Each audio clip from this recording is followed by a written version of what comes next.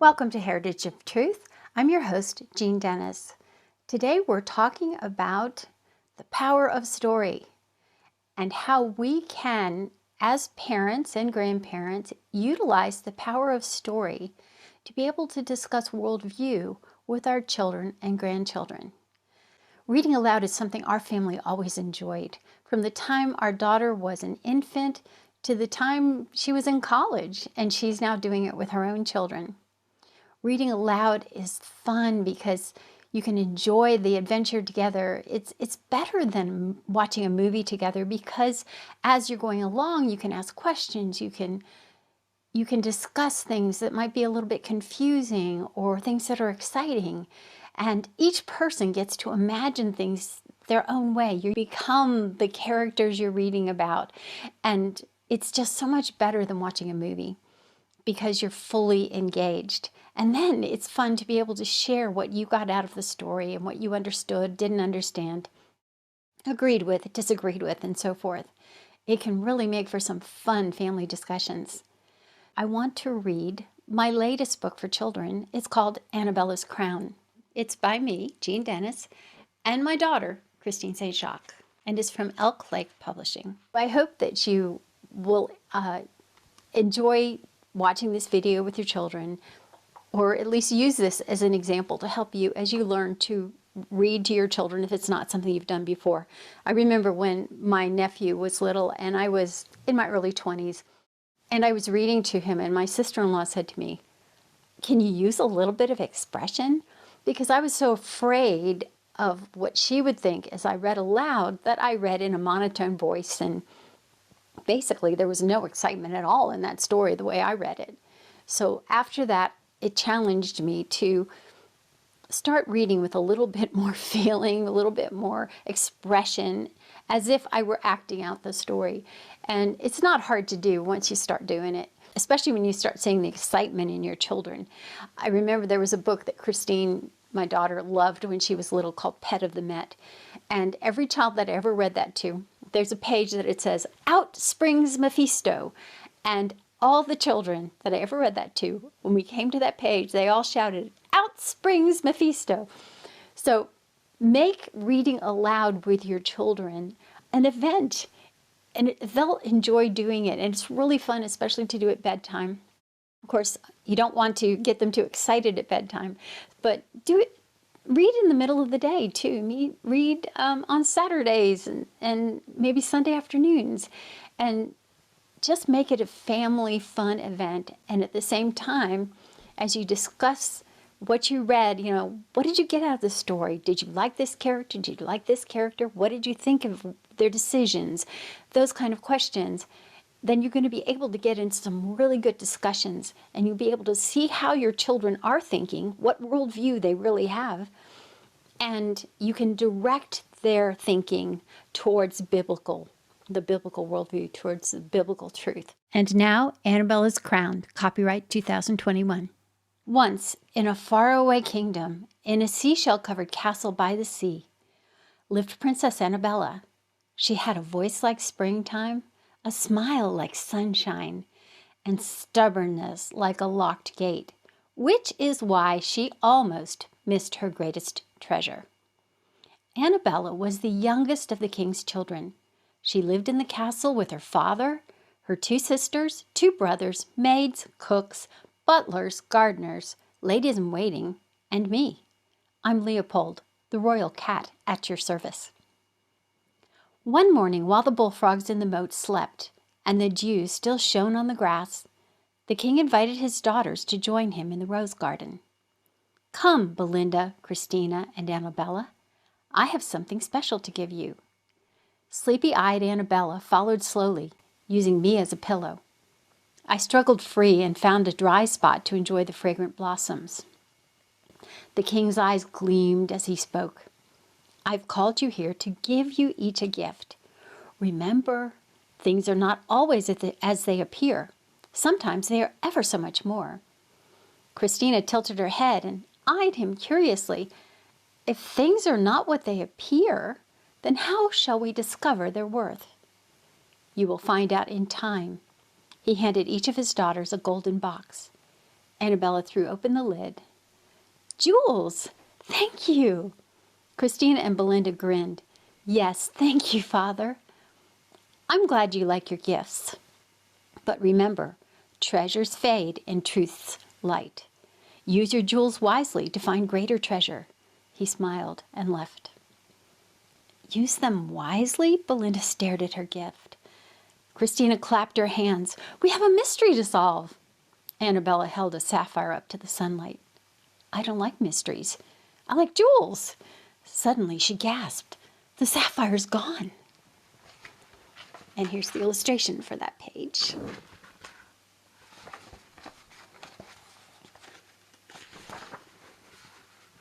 Did you drop it? Christina searched the ground with her, but the gem had disappeared. Annabella shouted over her shoulder as she hurried back to the castle. I'm going to have a necklace made before I lose any more. Christina stood up. I think Father would like me to share these gems with the poor people of the village. I'll throw them from my coach and watch their happy faces. That's what she said. But I know how much she enjoys hearing villagers shout, Long live Princess Christina! I'm going to change clothes and ride to the village. After Christina left, I climbed onto Belinda's lap, kneaded my paws on her velvet skirt, and settled into its folds. Oh, Leopold, I'm not clever like Christina or talented like Annabella. How can I use Father's gift wisely? She looked inside the jewel box again. I know. I'll sell the jewels and buy him a gift. I purred, stretched, and accidentally knocked a few gems from the box. They faded away. How strange. Time to search for answers. After a farewell meow, I scampered up the tower stairs to the princess's chambers. Annabella had arranged her jewels in a necklace shape. I hopped on the table. Leopold, be careful! You knocked some on the floor. Why do people always blame the cat? I didn't touch anything. The jewels had simply vanished, just like Belinda's. I'll put my jewels in a safe place before I lose any more of them. Annabella laid the box in a trunk. I've had enough mystery for today. She skipped out of the room. I rode with Christina to the village. While she tossed jewels to people in ragged clothes, I sat on the velvet seat of her carriage. The villagers shouted, Long live Princess Christina! As she had hoped. Suddenly, the cheers turned to jeers. I looked back. A mean trick, they shouted, now with empty hands. Christina stared at the jewels in her box as we headed back to the castle. That evening, I rested on the windowsill of the dressing room while the princesses prepared for bed. Annabella rushed in. They're gone! My jewels are gone! She held an empty box. Belinda and Christina checked their boxes. Empty. Belinda fingered the golden lid. I tried to sell my jewels to the royal jewelers to buy Father a present, but the gems kept disappearing. Christina laid her box on a table. Father said treasures fade in truth's light. I wonder what he meant. And what treasure is greater than jewels? Annabella yawned. We can't do anything with disappearing jewels. You two can solve Father's mystery. I'm going to bed. Annabella and I settled into satin covers. She turned her head. Listen, Leopold. Over and over the sea races to the shore, saying, Jewels, jewels, jewels, with its breathy voice. I yawned and put my head on my paws. To me, the sea whispered, Sleep, sleep, sleep. The next morning, I awoke to Christina's excited voice. The boxes are full again, Belinda. How mysterious. Maybe we can discover more about them at breakfast. Let's hurry. Their gowns rustled as their footsteps faded down the hall. I decided to follow them. As I hopped to the floor, Annabella turned over. A pillow fell off the bed on top of me. I jumped, carefully sniffed the pillow, and ran after the others to join the family for breakfast. Belinda and Christina talked with their father as they finished their crepes. I ate fish from my silver bowl. Then I groomed my sleek coat. as I listened to the family's conversation. Christina laid down her fork. Father, you say the ancient writings contain wisdom. Will they explain the secret of the jewels? His eyes twinkled. Christina jumped up and kissed his cheek. I knew it. You have given us a mystery to solve. She hurried toward the royal library. I licked up the last of my fish and bounded after her. The library door creaked and dust floated in light streams from the stained glass windows. We climbed to the upper floor where many of the scrolls were kept. I relaxed as Christina read. Her open treasure box lay beside her. Do not become tired of doing good. In time you will have your reward. She sighed. The villagers' clothes looked worn, and their children looked hungry. I'm sure I can help them. A pink tourmaline flashed like fire and vanished. Christina's eyes sparkled. Is doing good the secret of the jewels? Or reading the ancient writings? After a nap, I joined Belinda and the king in the throne room. Each day, people came asking for help or for pardon for things they had done wrong. Belinda held her jewel box as we listened to her father's judgments. One young boy had been arrested for stealing a pig. He stole the animal because his widowed mother and young sisters were hungry. The king pardoned the boy and gave him a job. Part of the money he earned would pay for the pig. When you need help, ask me, the king told the boy. This is the boy who stole the pig. Belinda paid close attention to her father's words. She didn't notice the light shooting from her treasure box, but I did. I had to use all of my willpower not to bat at them.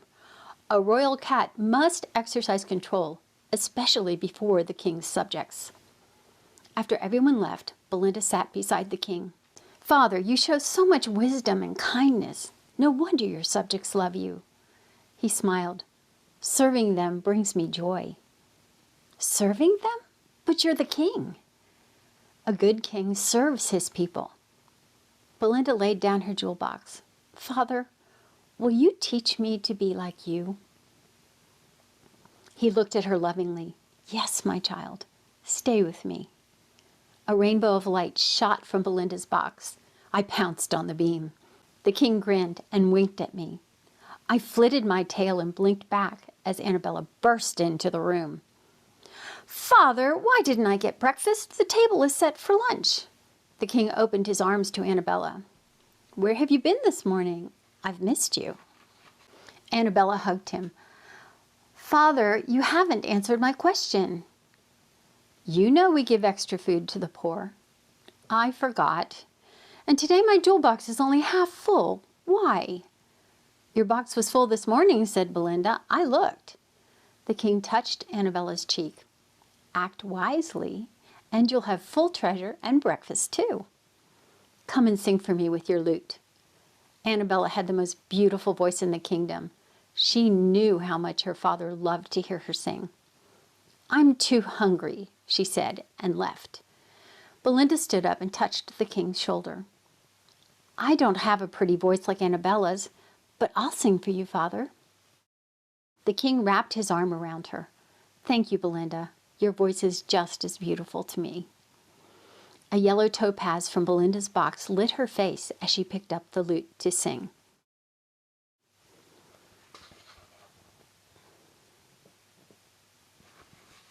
Before bed, the princesses found the boxes empty again. As her sisters took off their crowns, Annabella shrieked, Where did you get those? Belinda and Christina examined their golden crowns. I hopped up to see for myself. Several tiny gems on each crown gleamed in the evening light. I marveled at red rubies, blue sapphires, green emeralds, purple amethysts, yellow topazes, pink tourmalines, and the most beautiful diamonds I had ever seen. Belinda gave her crown a puzzled look. I wonder where they came from. I wore my crown all day. So did I, Christina said. I was reading the ancient scrolls. Annabella removed her crown, still playing gold. I played all day. Christina patted her shoulder. When we solve Father's mystery, you'll have jewels on your crown too. Annabella headed for her room. I don't care.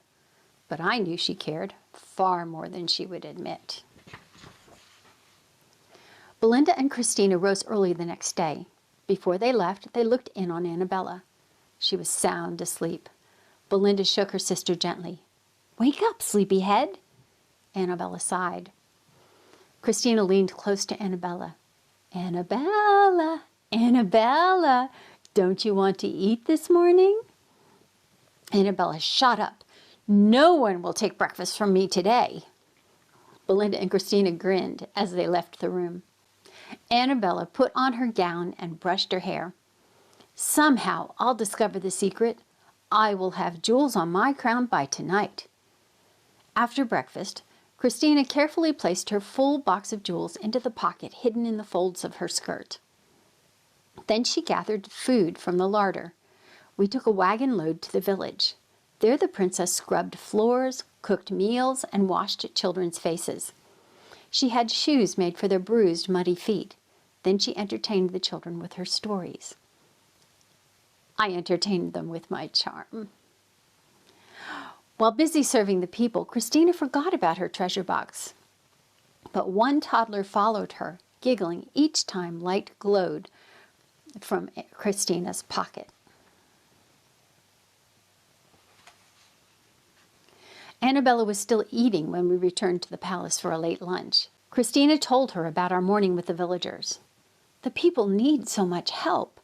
Why don't you come with me this afternoon? Have you discovered the secret of the jewels yet? No, I forgot about them. Annabella wiped her mouth with a napkin. Then I can't go.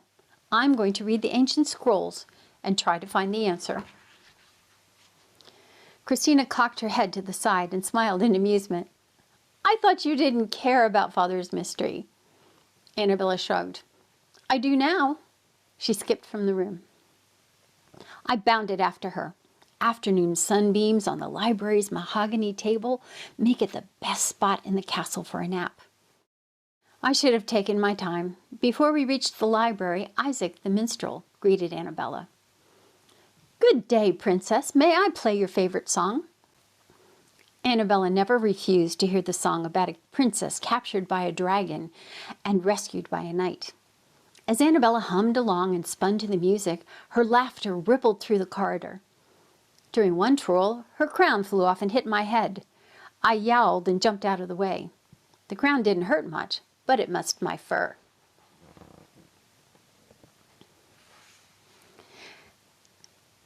As Isaac came to the end of the ballad, Annabella sang along. This bravest of knights scaled the dragon's scales to the cheering and waving of banners. He stood on its snout, looked it straight in the eye. Then he let out a sigh, calmly flicked off a fly. As the crowd heard him cry, eating princesses? Shocking bad manners. Annabella giggled. Isaac bowed. Shall I play the song again, princess? No, thank you. I have to find my father. He's in Knight's Hall. Your brothers and the other knights have chivalry training today. Thank you, Isaac. I will go find him. I thought we were headed for the library and my sunny spot. I glared at her, stretched, and followed her anyway. Annabella skipped towards Knight's Hall, humming. Soon we heard her father's strong voice speaking to the knights. Annabella stopped a few feet from the hall's entrance. We listened as the king finished reviewing the qualities knights must display. When the meeting ended, the knights, squires, and pages filed out the door. Among them were Annabella's brothers, Peter and Henry. Henry smiled at Annabella as he passed. With dark hair, he stood strong and broad-shouldered, resembling their father. Peter was younger than Henry and a few inches shorter. His eyes gleamed with mischief. Peter grinned at Annabella and gave her hair a playful tug. Annabella tried to mess up his perfectly combed mass of flax-colored hair, but he moved too quickly. Her laughter echoed as she entered the hall.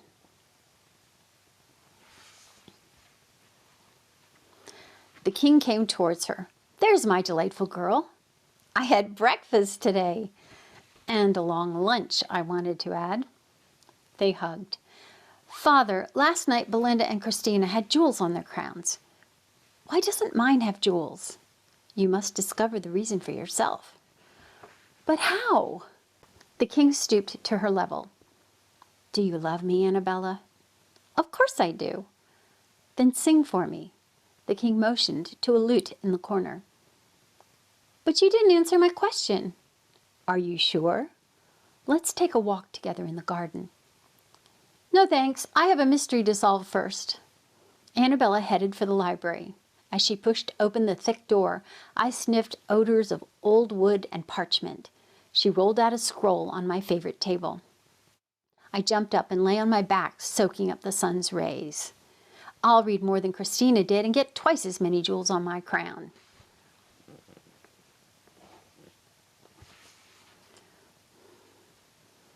I wiggled under Annabella's hand for a tummy rub.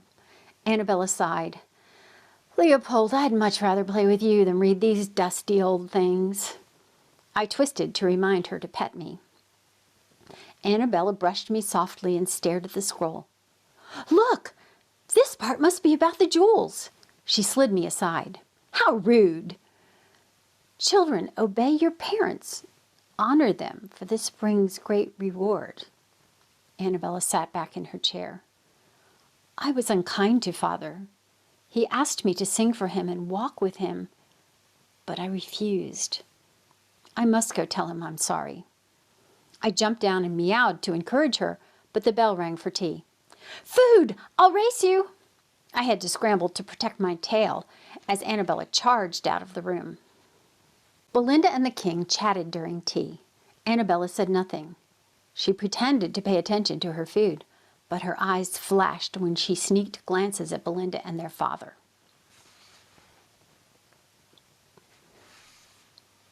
Afterwards, their father invited both girls to walk around the duck pond with him. Belinda readily agreed, but Annabella refused. Belinda and the king left arm in arm. Annabella fumed. So, Belinda has charmed Father with her sweetness, and Christina with her kindness. I'll outdo them both. Annabella darted outside, heading in the opposite direction from the pond. She searched until she found the head gardener. Good afternoon, Miles. I'll help with anything that won't get me dirty. Humph! If humans had sandpapery tongues like mine, dirt wouldn't bother them. I flopped into a bed of daisies. Miles chuckled. Well, Princess, I'm sure we can find a task for you. Thank you for coming to help. Annabella spent the afternoon picking peaches. Then she served supper with the servants. She kept sighing until she got her father's attention. Each time he looked at her, she tried to smile sweetly, but her face wrinkled like a prune. I rolled on the floor, laughing silently as only a cat can. Later that night, Belinda's and Christina's crowns had new stones. I can't wait to see my jewels. Annabella removed her crown. She frowned. Still plain gold. Annabella told her sisters good night and quickly withdrew to her chamber. I followed, knowing she needed me. By the time she fell asleep, her ears, hair, and my fur were soaked with tears. The next morning, Annabella woke before anyone else, even the servants. She picked fruit, scrubbed the larder floor, polished the throne, and helped with breakfast. After she finished eating, the king asked Annabella to sing for him. She actually got angry and stomped out. I growled at her and then jumped on the king's lap, hoping to ease his sadness with gentle purrs. Christina soon came to fetch me for another outing. I was surprised to see Annabella waiting in the royal carriage. Instead of singing for the king, Annabella spent the day with Christina, helping the poor villagers. I chased mice away from the food baskets. Annabella told me she enjoyed serving, but she looked gloomy. I think her conscience gnawed at her. I gnawed at a flea.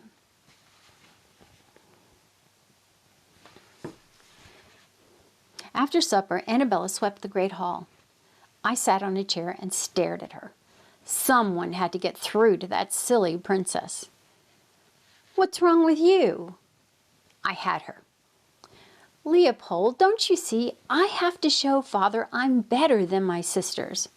Besides, what do you care? You already have a jeweled collar.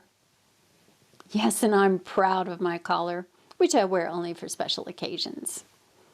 Annabella trudged upstairs. A day like today deserves diamonds. Her hands trembled as she removed her crown. What? Nothing! After all my work? She rushed downstairs to the throne room. Before we reached the door, we heard Belinda finish a song. Annabella stopped abruptly. What's she doing? Singing for Father is my job. The king praised Belinda's singing and Christina's hard work. Annabella huffed away. I worked harder than Christina, and I have a prettier voice than Belinda, but they get the jewels and Father's attention. He keeps asking me to do more when he knows how busy I am. She pretended to be asleep when her sisters came upstairs to go to bed. In the middle of the night, Annabella's whisper woke me. If I can't have jewels on my crown, neither can they. Annabella crept into the parlor the princesses shared. I watched from behind the door. Her sisters' crowns sparkled in the moonlight. Annabella reached for them, but pulled back.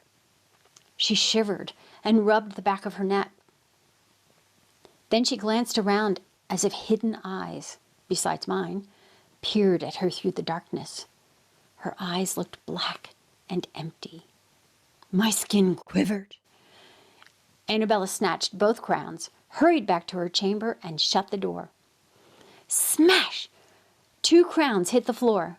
I scrambled under the bed. Over and over, Annabella threw the crowns until the jewels fell from their settings and faded away. She gasped. What have I done?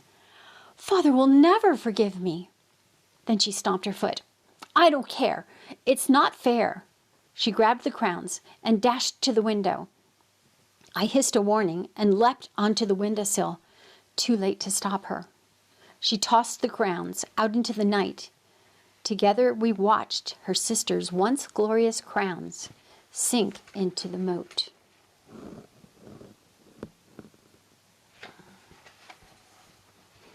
The next morning, Annabella held her stomach. Her face looked green. How can I face them after what I did? When we entered the parlor, Annabella froze, and my fur stood on end. Belinda's and Christina's crowns rested on a pillow, as beautiful as before. Annabella's crown, which smelled gloriously of fish, sat beside them, bent and covered with algae. I jumped up for a taste, but Annabella snatched her crown away.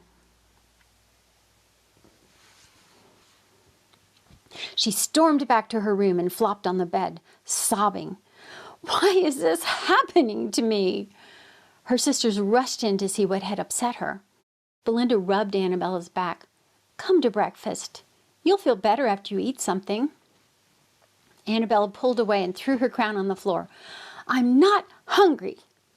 Belinda and Christina stared at each other, shocked. They hurried out. Soon the king knocked on the door. When Annabella didn't answer, he came in and set a tray of food beside her. Would you like to talk? Annabella sobbed her reply.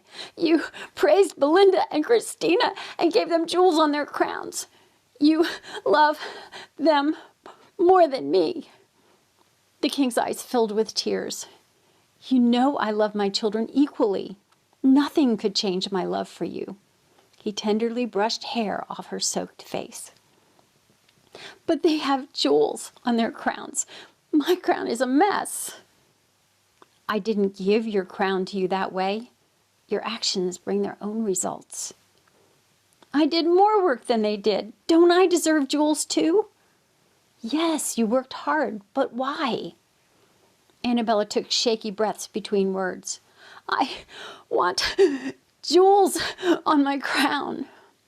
The king stroked her face. What about love, Annabella? He picked up her crown and placed it on the bed. After he left, Annabella moved to the window seat. She stared out at the castle grounds and sobbed, choking on each breath. I couldn't bear to hear a princess weeping, so I climbed up to comfort her. She held on to me for a long time.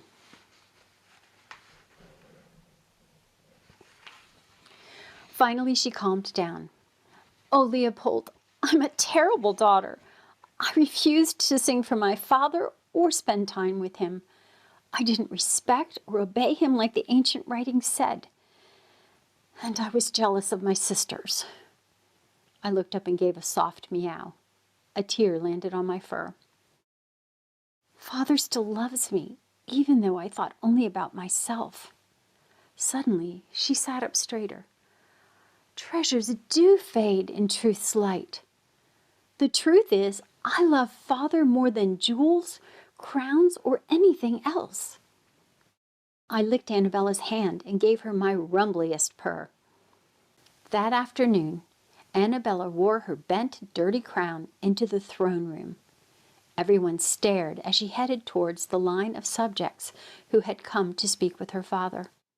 When the king saw her, he immediately left the throne and wrapped her in his arms. She knelt before him. "Father, I haven't been a good daughter. I'm so sorry. From now on, I want to please you. I will obey whatever you ask, because I love you. Please forgive me." Annabella laid her crown at her father's feet as her body shook with sobs. The king's face filled with tenderness. He lifted her chin and smiled. "Annabella, my beautiful daughter, you have learned the secret. Well done." Annabella's father raised her to her feet. He picked up her crown, which now sparkled with jewels, and placed it on her head. Annabella always says that was the moment she realized her real treasure, her true crown, was seeing the diamond-like sparkle of pleasure in her father's eyes. "Sing for me, Annabella." Annabella's singing filled the palace with joy like a fresh spring rain, and the glitter of Annabella's crown could not compare with the glow of love on her father's face. I curled up in the king's lap and purred in perfect harmony. The end. This story is followed by a section where children can learn about what it means to be a child of the Heavenly King, the Heavenly Father. That's something you can use with your children if they have not come to know Jesus as their Lord and Savior. We also, on our website, have discussion questions, puzzles and word searches, coloring pages, mazes. It's a lot of fun for kids, and it helps them to apply what they've learned in the book Annabella's Crown. I leave you with that today, and I just pray that this will be a blessing to you. And until the next time, may the Lord richly bless you and your families and draw you ever closer to Him. I know whom I have believed and am persuaded